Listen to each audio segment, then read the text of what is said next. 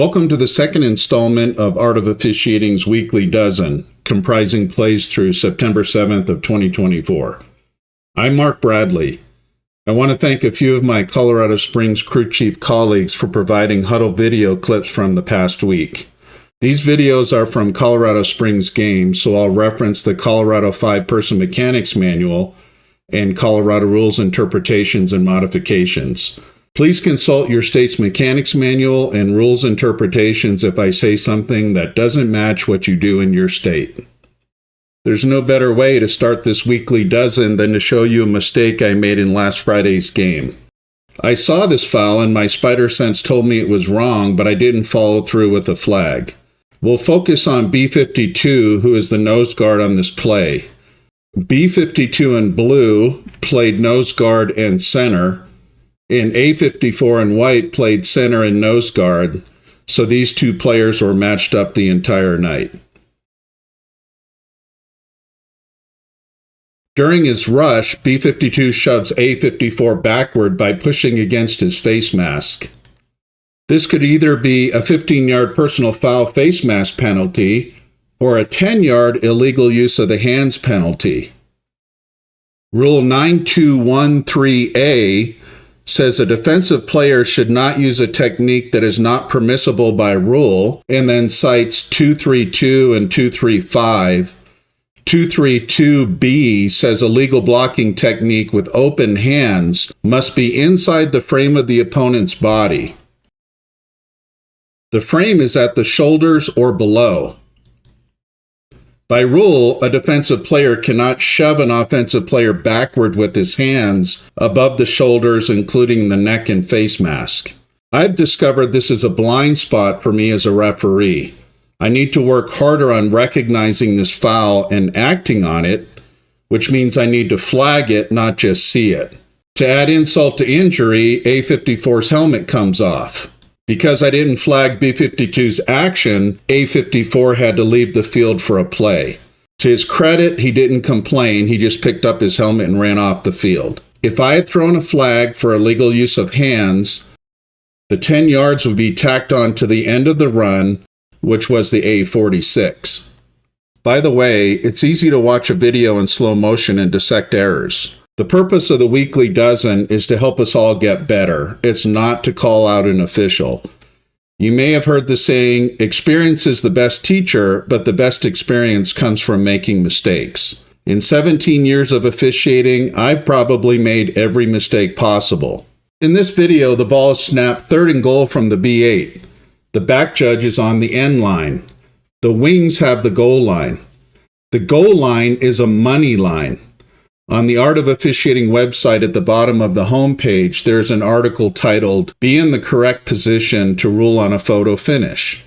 The punchline is, as often as possible, we need to have an official on the goal line when the ball arrives.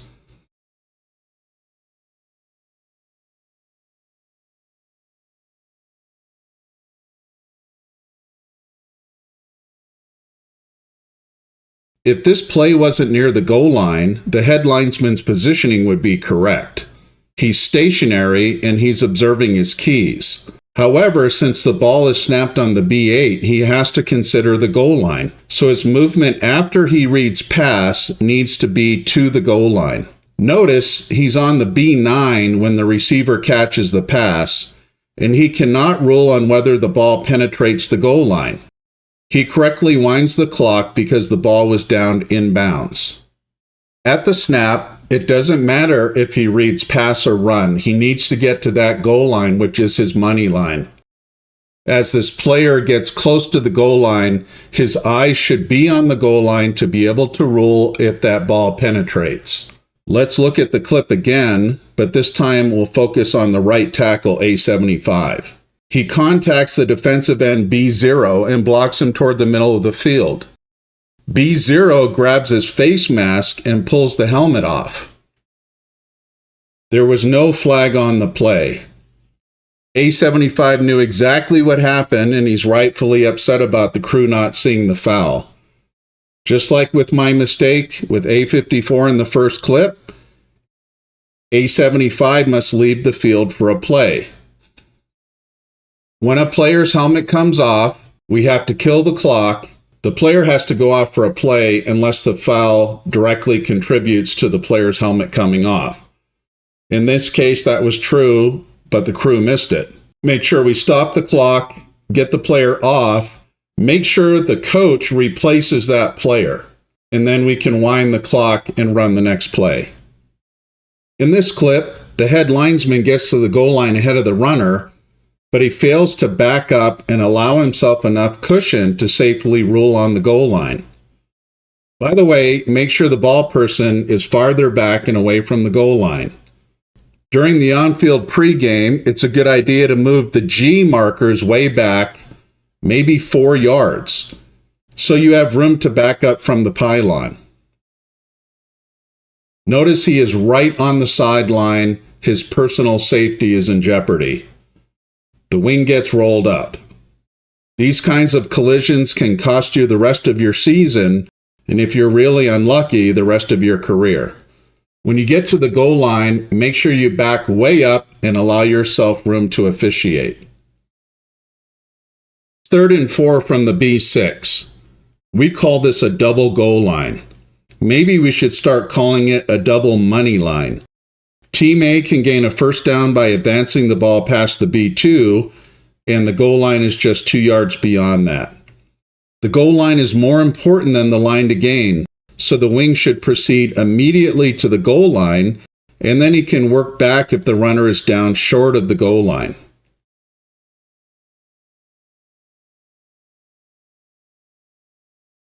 Don't hesitate. Beat the runner to the goal line. Watch how the linesman follows the path of the runner as he signals touchdown. Don't face down the goal line as you signal touchdown. Always move your entire body to look at players in the end zone and behind you, just like this head linesman is doing.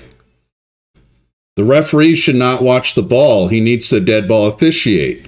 Notice 2 players are jawing with each other. The referee begins to run at those players to provide proximity and use his voice to separate those players. As the ball is snapped, get immediately to the goal line. Be in position to officiate that money line.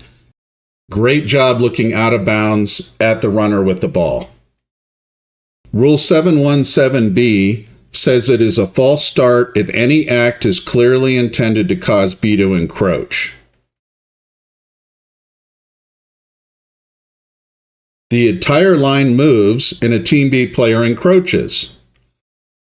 Notice how the line judge makes himself big by running onto the field. He then approaches the referee to discuss the foul. The referee and line judge correctly determined Team A's movement was designed to cause Team B to encroach. We need to be cognizant of Team A movement that simulates a snap or is clearly intended to cause B to encroach.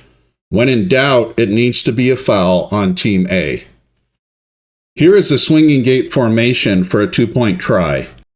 The majority of players are outside the free blocking zone to the left. Because they're outside the free blocking zone, none of those linemen can legally block below the waist. I'll slow the video way down so you can look at the snap.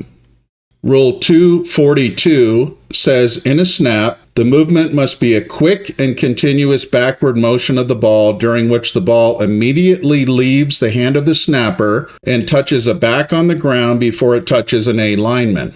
Is this quick and continuous motion? It appears the snapper lifts the ball and then shovels it to the left. He doesn't scoop the ball in one motion. Again, I have the luxury of reviewing this clip in ultra slow motion. I wasn't on the field to rule on the snap. A Team B player bats the snap in flight and recovers the ball. The play is now dead since Team B possessed the ball during a try.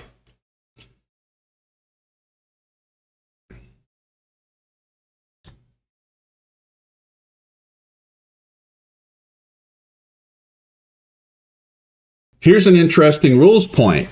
Rule 716C says it is encroachment if a defensive player makes contact with the ball prior to the end of the snap. Rule 243 says the snap ends when the ball touches the ground or any player. So did Team B encroach by touching the ball in flight?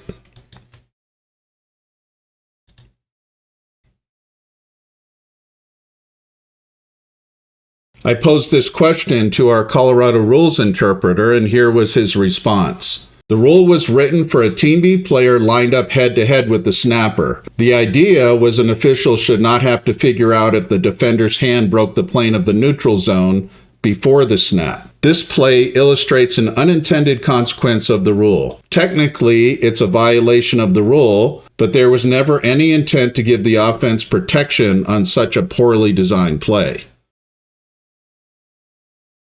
I'd let it go, but we'd have to support a foul here if it was called because it meets the letter of the rule. 716 Bravo should specify hand-to-hand snap.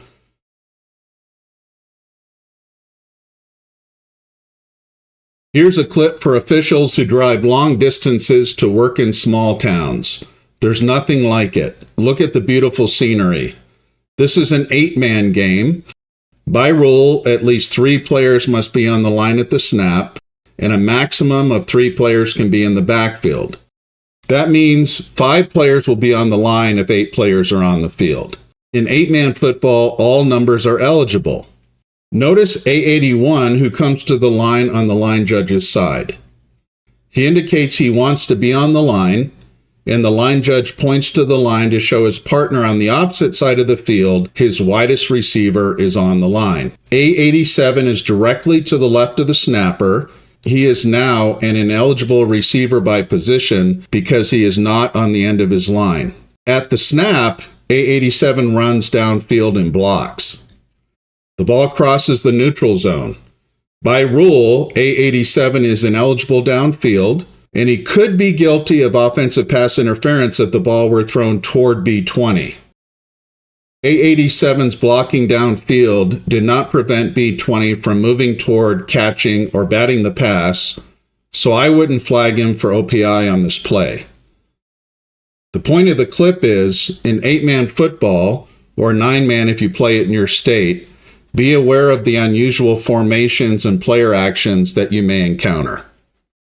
Here's another clip from our game from last Friday night.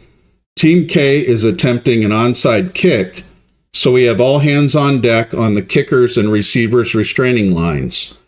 The umpire has jumped the line judge and is on the K40 on the press box side. The head linesman is at midfield on the chain side. Rule 224.10 defines a pop-up kick as a free kick in which the kicker drives the ball immediately into the ground.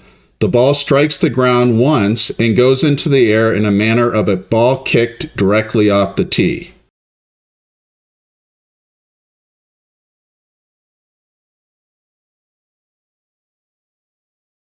This is a pop-up kick. The ball should be blown dead immediately. Notice the kicker takes a big leg swing and strikes the top of the ball. You can see the black pebbles from the turf kick up. The ball rises in the manner of a ball kicked directly off the tee.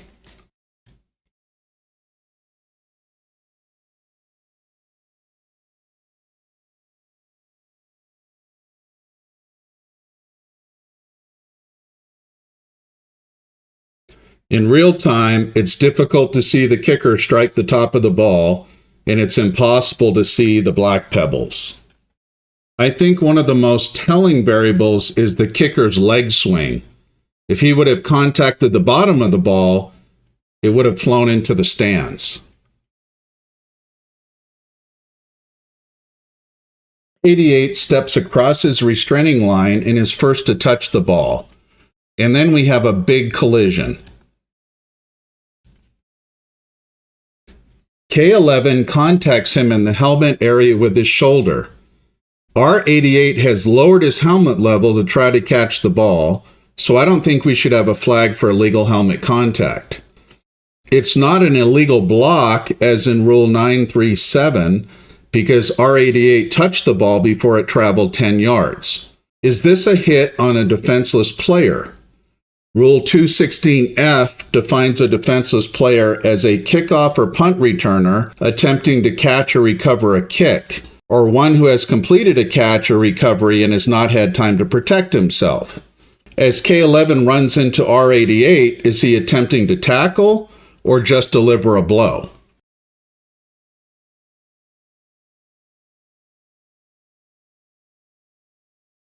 We can't rule on intent, we can only judge what we see.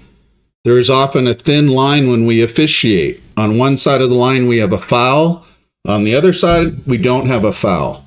In my opinion, this is one of the 50-50 calls. We can show this video to 100 officials and have a split opinion.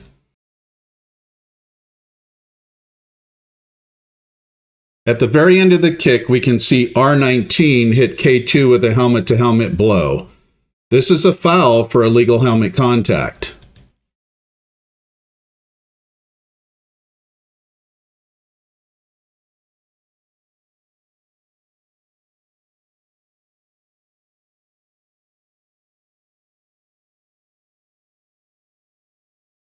We should have blown this dead as a pop-up kick. Since we let the play continue, we could have flagged A11 for a personal foul, a hit on a defenseless player. We definitely should have flagged R19 for illegal helmet contact.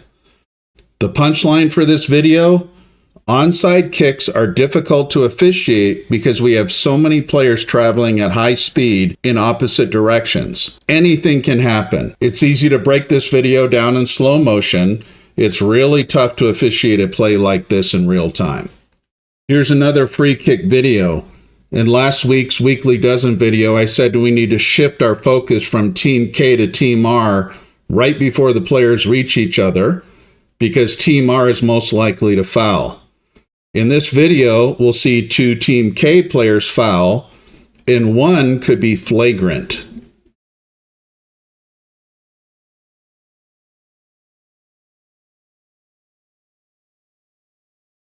At this moment, let's focus on these 2 matchups. The player on the R36 lifts and body slams his opponent. This is a personal foul and could be a flagrant personal foul. We could have an ejection of this player. The second Team K player grabs and throws his opponent to the ground at the R41. This is a foul for holding. This Team R player's block is legal. It's with the hands and at the side. If you have a flag when you report your foul to the referee, make sure you emphasize the foul is on the kicking team. A referee might be confused if you only say, "I have holding," because he may assume you have holding on the receiving team. That's most likely what happens on kick returns. As this play comes to a conclusion, we need to look for players or colors moving against the flow. This is a blindside block by A1. He slams into B87 with forceful contact without using his hands. This is a foul.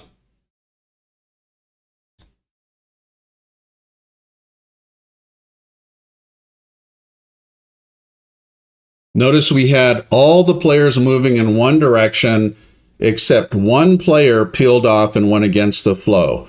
Whenever we have colors moving against each other, we should ultra focus on that point. You may have heard the adage, no cheap turnovers, no cheap touchdowns.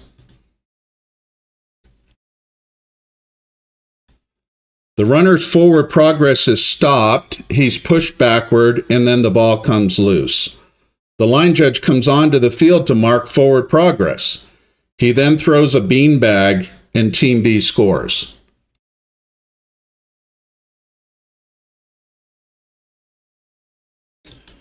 When in doubt, a runner is down before the ball comes loose. When in doubt, a runner's forward progress was stopped and the ball is dead before the ball comes loose.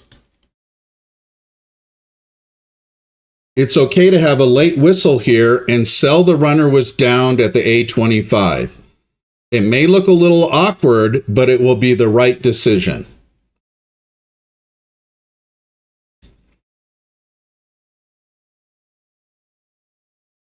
Here's a bang-bang play for the back judges.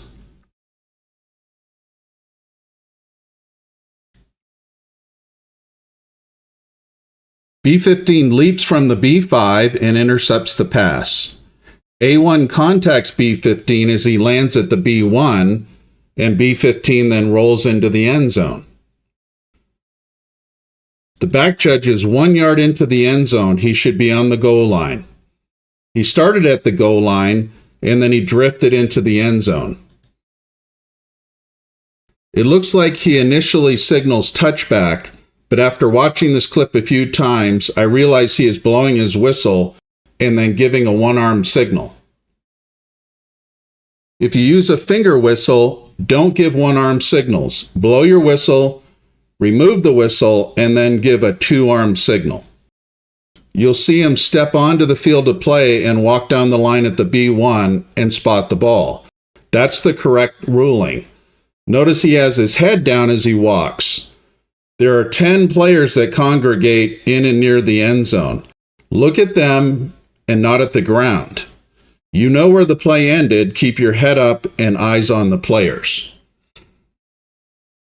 That's your weekly dozen for games through September 7th. Thanks for watching. If you encounter any interesting plays during your season, I'd love to see them. You can send them to me at contact@artofofficiating.com.